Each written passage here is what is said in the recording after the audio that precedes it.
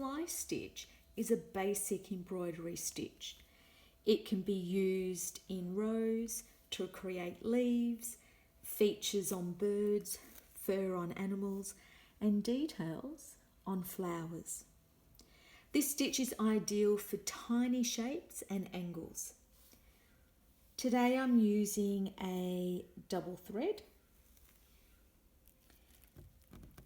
Each fly stitch has 2 stitches, a horizontal long stitch,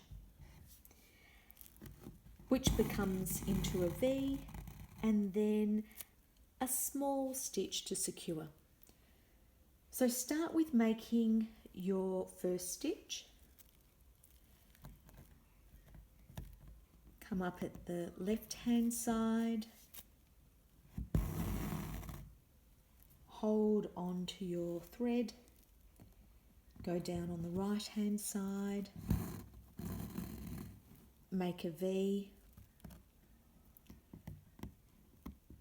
come up through the middle of your main stitch, pull towards you, and then we secure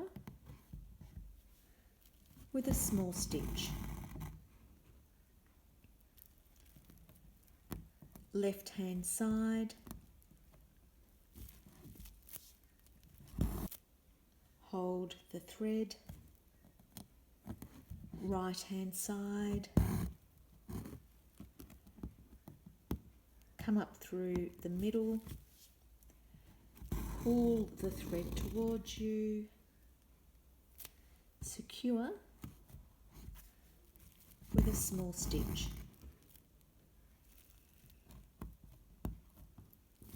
Left hand side, hold the thread,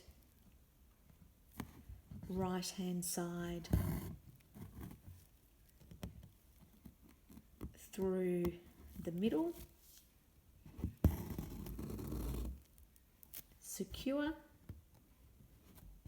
with a small stitch.